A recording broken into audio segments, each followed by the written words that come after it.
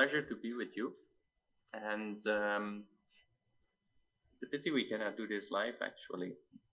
I'm going to talk to you about moderate aortic stenosis, diagnosis and treatment. And particularly, I would call it the next frontier in treatment of aortic stenosis. In many, many diseases, we as physicians, we treat when the patient becomes significantly symptomatic and is presenting to us, and then we treat. But if you treat in those relatively later stages, then there's a lot of collateral damage already. And I think what is important in any disease, basically, that we treat earlier than we do nowadays. And moderate aortic stenosis is such a thing. So if we treat the patient when the stenosis is not that severe yet, then probably the collateral damage, and I'll show you in a minute what that is, will be less, and therefore the outcomes will be better. Okay, let me see how I move my slides.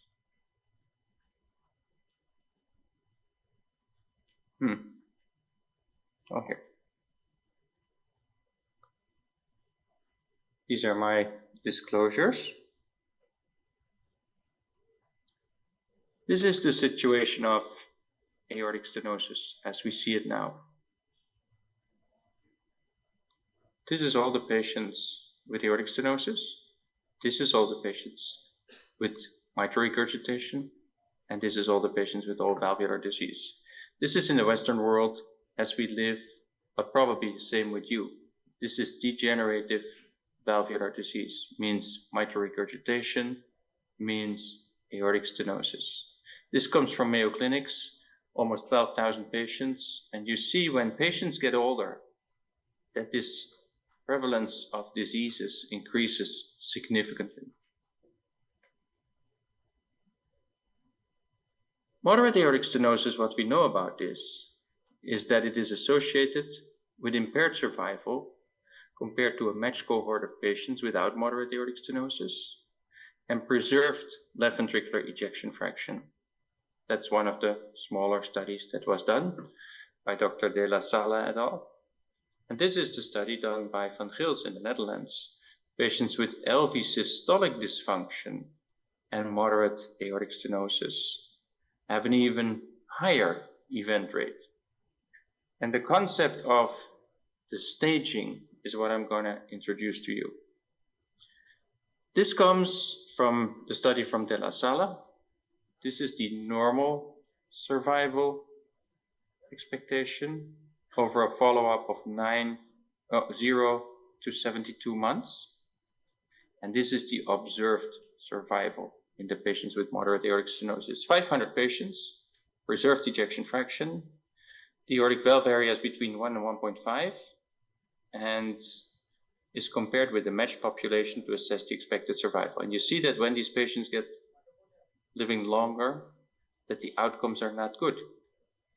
About at least 50% of them dies within a relatively short follow-up. This comes from Australia. It's even more impressive. This is about moderate aortic stenosis, and these are not echoes that they have looked at, but they looked at reports. It's probably everybody in Australia that's in there. So this is 200,000+ individuals older than 18 years, 51% male, 49% female, so nice balance. And about 26,000 individuals of those, 26,000, have any grade of aortic stenosis, which is 10% of all these patients. This is the 1-year mortality. This is the 5-year mortality. This is all events. And this is cardiovascular mortality. And I'm going to take you straight here. This is the moderate aortic stenosis, and the 5-year mortality is really significant. In other words, a moderate aortic stenosis is not a benign disease. Oh, now it's working.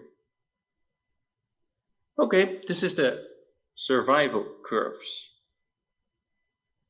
And this is the number of years of follow-up, 16 years.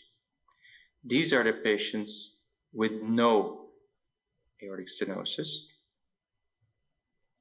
70% is still alive at 16 years. These are the patients with very, very little aortic stenosis, but you see that it's already reduced as compared to no aortic stenosis. And these two, and that is the key point of this whole lecture, these two represent in blue moderate aortic stenosis and in black severe aortic stenosis. And you see that the outcome 15 years, 16 years is exactly the same and is really not good, is 0.5. 50% is not alive within few years. So I got intrigued by this research that they did. And so I first started working with my colleagues in Singapore. We have trained quite a few people from Singapore in the Netherlands, in my place. And so we have good relations with them. And we started with a small cohort with what they have. They had 1,319 patients with moderate aortic stenosis in their echo database, which was defined as an aortic valve area between 1 and 1.5. And the median follow-up was 4.3 years. And we looked at mortality, stroke, heart failure, and myocardial infarction. Before we're going to look at those results, I want to give you this to think about. This is something that we started to talk about with a good friend of mine in the United States, Martin Leon, when we talked about aortic stenosis. And the more we looked at it, the more we realized that these patients, it's not just the aortic stenosis, but following aortic stenosis, myocardial damage occurs. And that goes gradually, and it has consequences of the aortic stenosis on the ventricle, the left ventricle, on the mitral valve, on the left atrium, on the tricuspid valve, and eventually on the right ventricle. And this is the concept that was introduced by Philippe Jeroen, the concept of staging aortic stenosis disease. This is illustrating that staging to you. This here is the left ventricle. This is the left atrium. This is the right atrium. This is the right ventricle. It starts with an aortic stenosis, but then the disease spreads to the ventricle because that ventricle is pumping against a closed door. And so as a consequence, you first get hypertrophy, usually more in the septum. But if it lasts long enough, then your ventricle starts to dilate. There comes dysfunction and LV dilatation. If the ventricle dilates, as you see here, that mitral valve is not going to close anymore. And if the mitral valve doesn't close anymore, then what's going to happen is mitral regurgitation develops.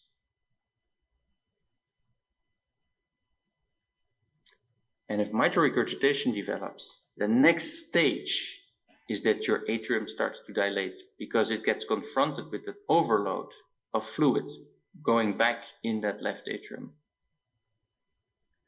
With that, with the dilatation, comes often atrial fibrillation. And then the disease spreads to the right side because the pressures on the right side go up. Pulmonary hypertension occurs. And then the right ventricle starts to dilate, as you see here and there. And once that right ventricle dilates, tricuspid regurgitation develops. So it starts with a disease of purely the aortic valve, calcified, get obstructive. Then the ventricle has to work harder, starts to dilate, first hypertrophy, then LV dilatation, then LV dysfunction.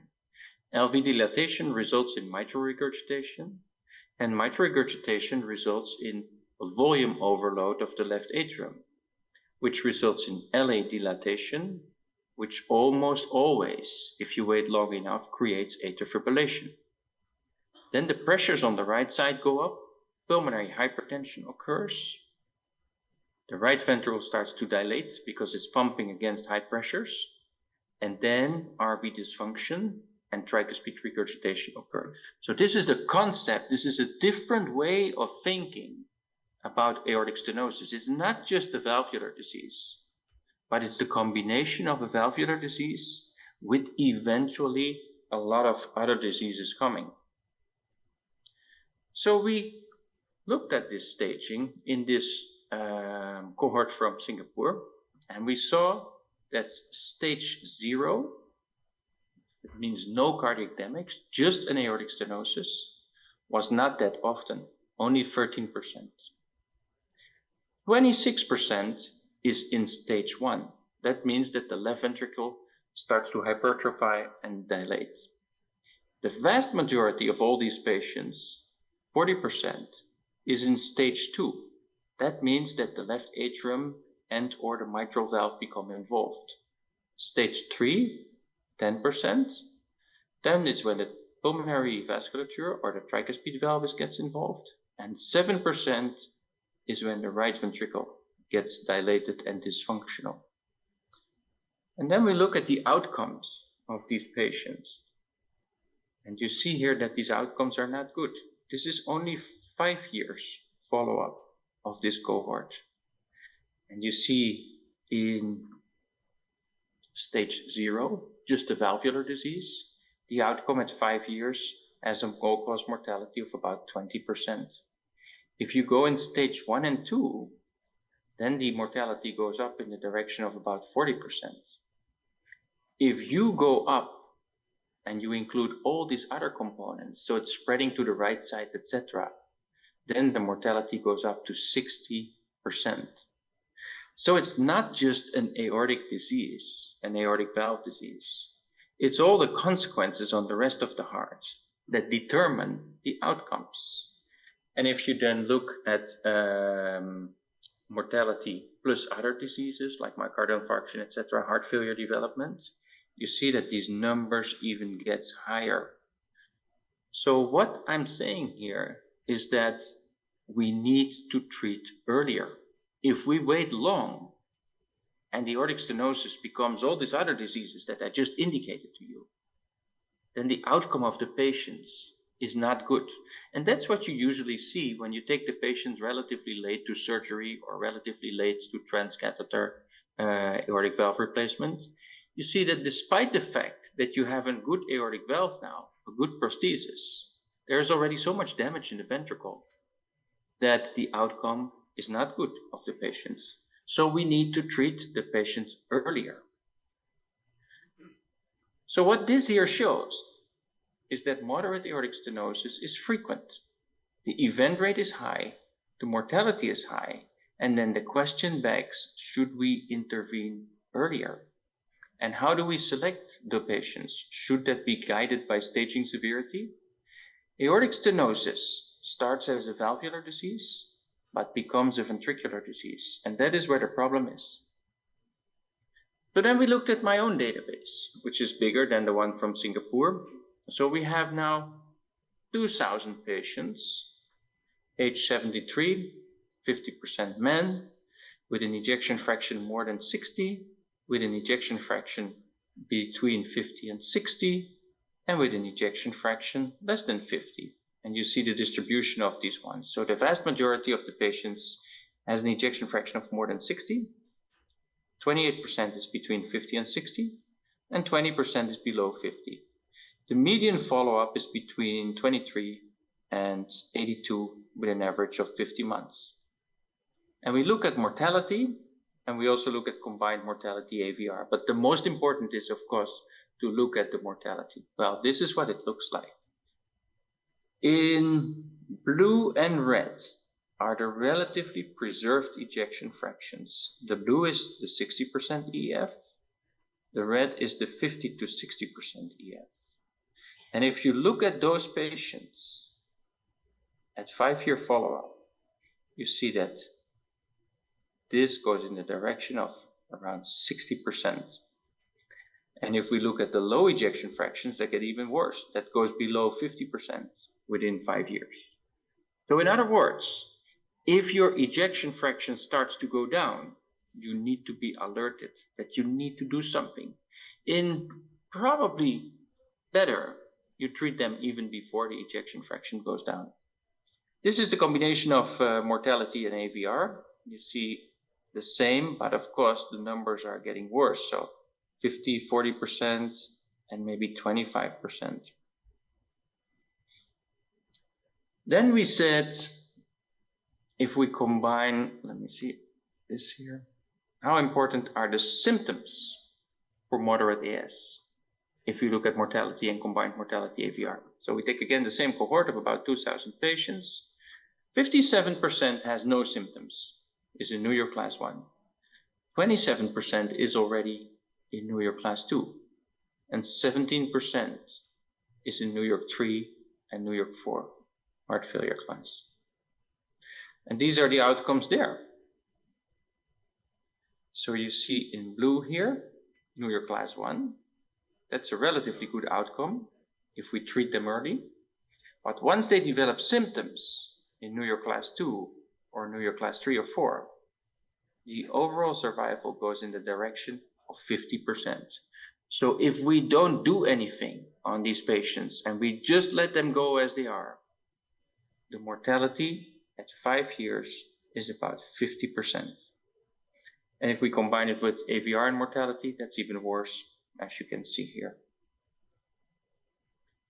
How important are the symptoms in the moderate AS for mortality? If we put that in there, the multivariate analysis, so we see that ejection fraction 50 to 60 is not good, and EF less than 50 is not good, New York Class 2 is not good, and 3 and 4. In other words, once the ejection fraction becomes subnormal, or once the patient develops symptoms, we are too late. We talk all the time about ejection fraction, but maybe that is not the best way of looking at the function of the heart. And maybe we should move to that strain imaging. And I heard you talk about that before already. So strain you can assess in different directions. We have the longitudinal strain, and then the inward strain and the rotational strain, as you see here. Rotational, inwards, and longitudinal. And the one that is most used is this longitudinal strain, as you see here. And you all know how that works. This is all the dotted colors here on the left ventricle. And each of these colors corresponds to this. And this is where the peak strain for every color, for every segment of the heart is.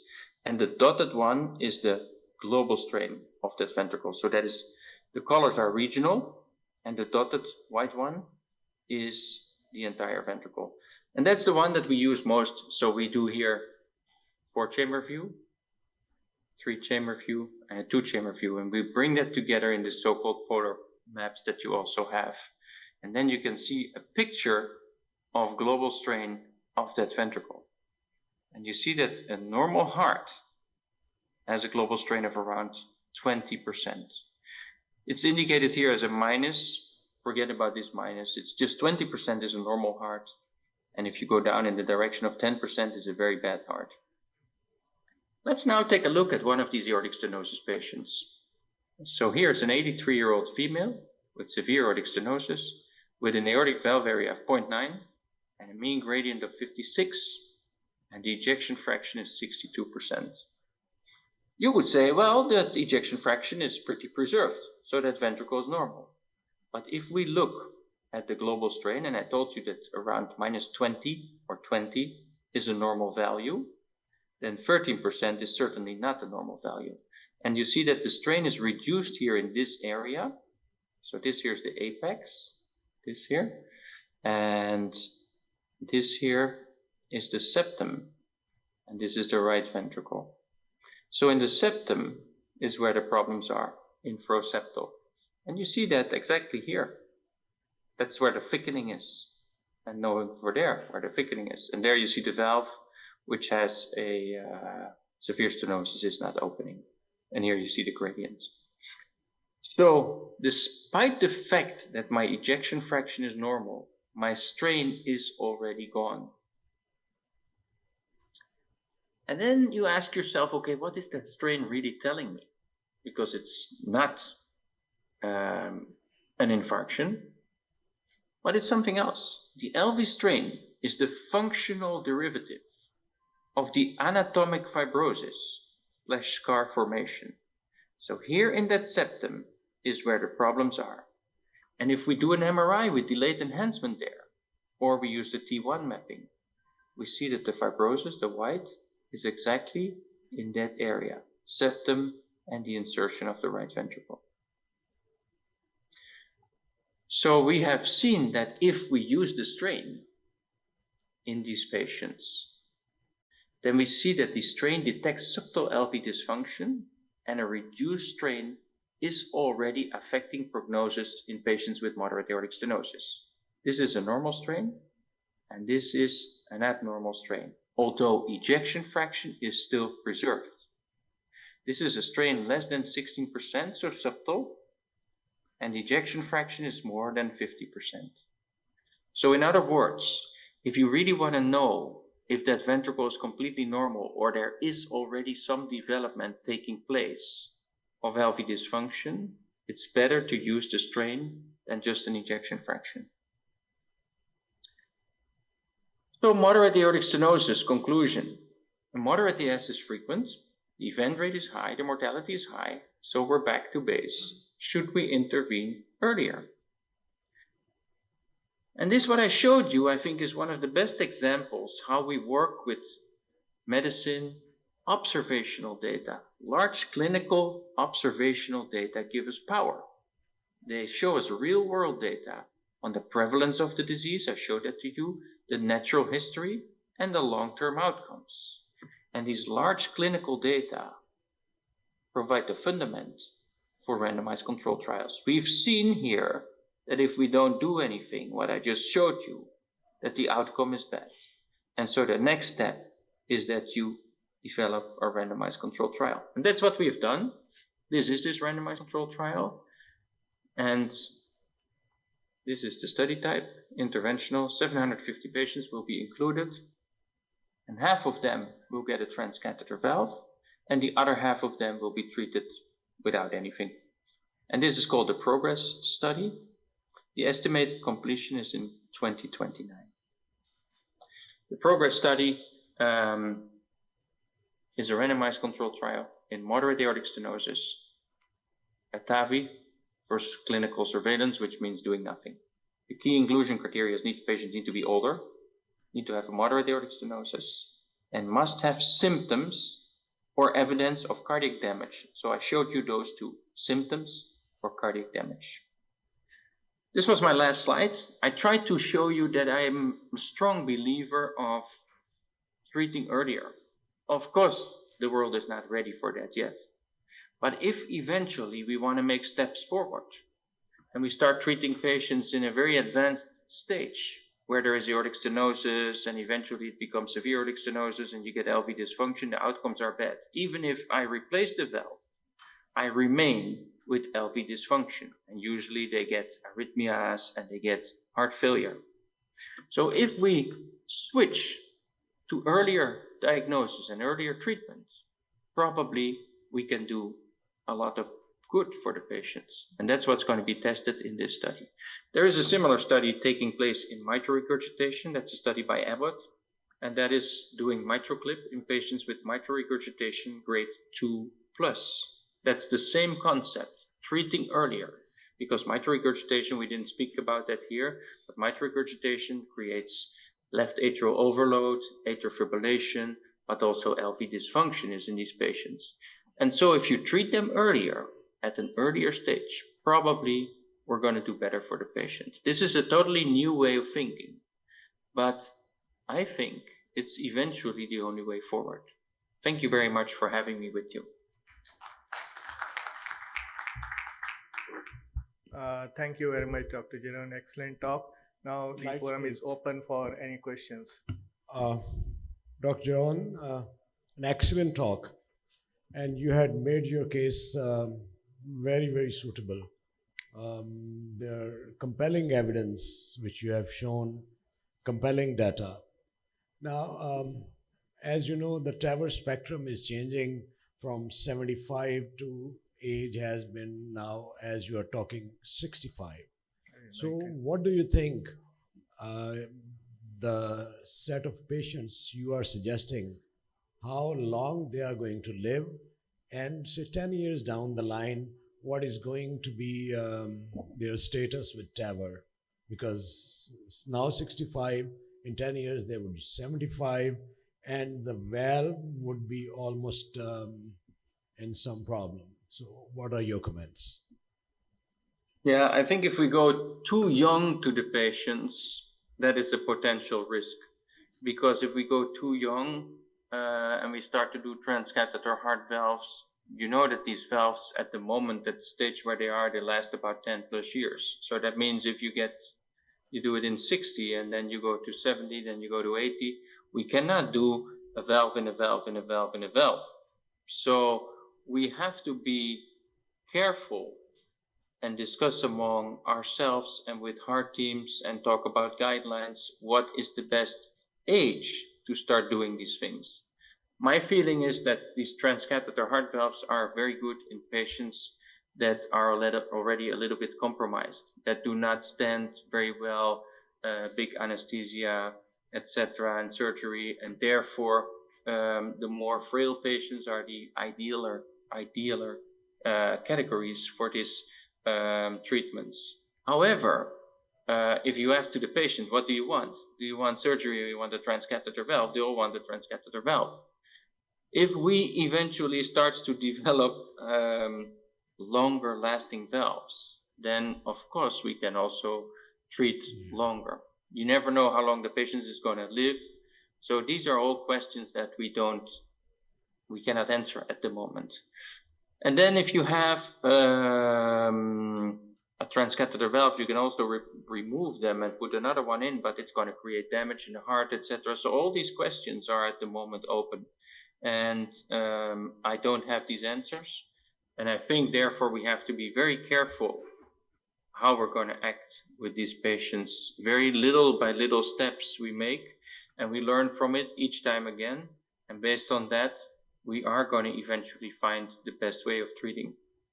But I'm fully with you that we cannot start in 50 or 60 age patients, because these transcatheter prostheses, as we have them now, they last for 10 years. Thank you. Okay. Next, Dr. Shahbaz Qureshi. Professor Jeroen, thank you very much for an excellent presentation.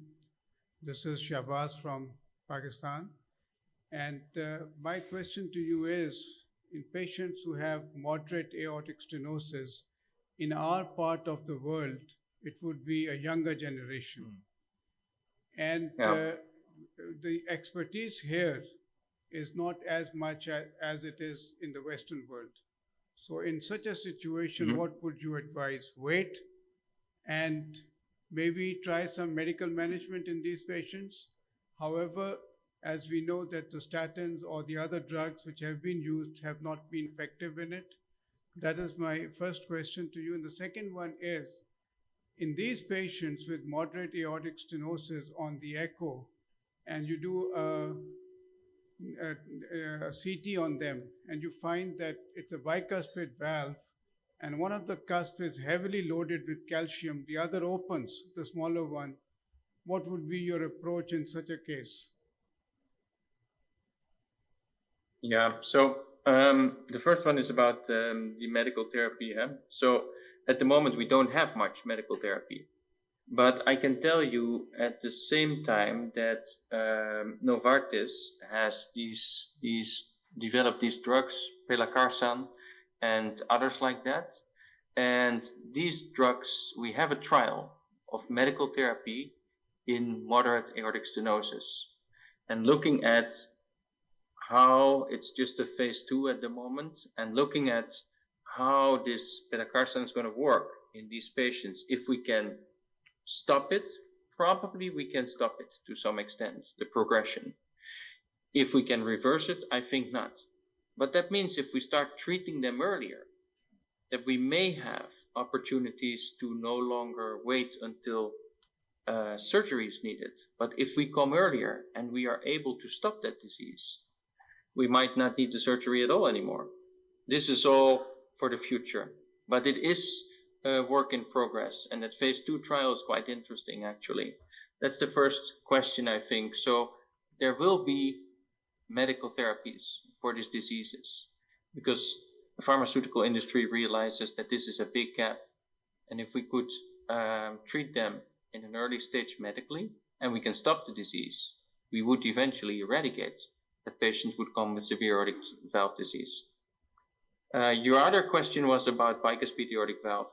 That's a very, very difficult group of patients because the valves are usually with the RAFEs, etc., and that does not work so well. So for the moderate AS in bicuspids, I think for the moment we have no expectations on starting to do that. Yeah, I do understand that you have a phase 2 trial with paclitaxel, but it is the same as inclisiran, right? The PCSK9 inhibitor. Yeah, it's the same family. It's the same family. So can we use that here? Because perhaps that would be available in Pakistan after some time. Yeah, absolutely. Absolutely. I think that holds very big promise for the future, because imagine if you can start that early, that you diagnose patients with moderate aortic stenosis and you can give them a pill. And I don't know, you don't even need to take it every day. So if you can treat them medically and it does not progress, you stop the progression. That would be very interesting. So as I said, it's only a phase 2 at the moment, but if that phase 2 is positive, then we will do a phase 3, and it's anticipated. The results I've seen so far are looking promising. Thank you very much. Dr. Aubakashir, next question. Yeah, thank you for a very good presentation. I have two questions, particularly from the developing world perspective. The first has to do with a very rapidly developing technology of TAVI.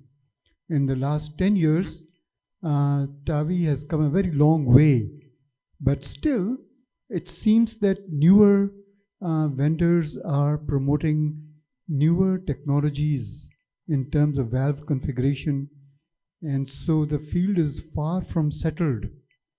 From a developing world perspective, do you think we should wait for about 5 years for the fundamentals of the technology to get settled before adopting it? The second question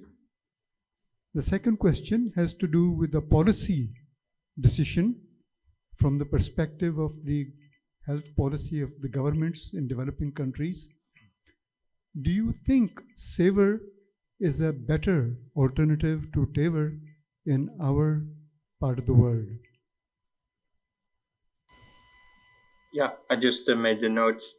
The technology will develop, but it's going to take some time. And there will be ups and downs, there will be disappointments, and there will be successes. But I'm convinced that you see that the concept of treating earlier is now resonating in a lot of fields. And so I think your question was, should you wait until the technology has advanced? I think if you wait a little bit longer, probably also the prices will go down, because they cannot stay at the level where they are now. And the more will be used, the more the prices will go down. So I think that is in itself a good one. The downside of not doing things now is that it's good to get some experience with it at a relatively early stage, how the transcatheter handling, etc. is. So if you ask me what to do, I would say transcatheter treatment is something that's going to stay, and cardiologists are going to work a lot with that. We see also that our surgeons are starting to pick up also some transcatheter procedures. So I think from a point of view of staying up to date, staying involved, it's better to, if it's possible financially, to start these things relatively early. I know that in India they have developed a valve also. I think it's called MyValve, if I'm correct. And so these things will get cheaper and cheaper. The other question that you have about the health policies regarding SAVR and TAVR, I think the surgical valve is really good. We have so much experience with that. So I would certainly not switch your program largely from the surgical to the transcatheter at this moment. But I would do it gradually so that you get some experience with this, And because it's always good to do it yourself, to feel it yourself, to see what comes with it. There's a lot of echo work before needed, echo during the procedure, CT. So we use for all these patients a CT scan and an echo for transcatheter procedures because they provide different information. The echo is mostly for the hemodynamic measurements, the gradients, etc., whereas the CT is much more for where is the calcium, etc., the anatomical abnormalities. So getting experience with that is not a bad thing, so that if the things go down in prices, if it becomes more on the market available, then you are already there. I think that was it, right? Next question from Dr. Saira Bukhari. Thank you for an excellent talk. Just a very short question. Science tends to follow technology. So we've talked a lot. You've convinced us for the case for moderate aortic stenosis, treating it. Does this translate, or can we extrapolate this information to other valvular lesions, especially the regurgitant lesions? Yeah, that's what I said, but maybe I went a bit quick. So Abbott is doing a trial. I'm in the steering committee for that trial, and that is in mitral regurgitation 2+. So treating them earlier with a mitral clip than is done at the moment. Because we didn't talk so much about the mitral regurgitation, but I heard you had lecture before that already. The mitral regurgitation, of course, has the same story, because a ventricle dilates and you develop mitral regurgitation. Then you follow the same cascade, because you get a volume overload in the atrium, so the atrium starts to dilate, you get atrial fibrillation, then the disease spreads to the right side of the heart. So it's basically the same story. So the earlier you treat, the better it is. So that's why the trend is going in the direction that mitral regurgitation 2+, if that works, that trial, that would be a big step forward. Of course, you have to be careful that you're not creating stenosis when you clip that. I think the transcatheter is not going to replace surgery at all. There will be a lot of cases where surgery will be better. But it's good to get the experience and to work with it and to design, to see yourself what is the best approach for which patients, because many of those things are not settled. We really don't know. We don't know, for example, in the routine transcatheter aortic valve, TAVI we say in Europe, TAVR they say in the US, whether you do a TAVR in patients going younger, what is going to happen? Because a TAVR in a TAVR is doable, but a TAVR in a TAVR in a TAVR is not doable.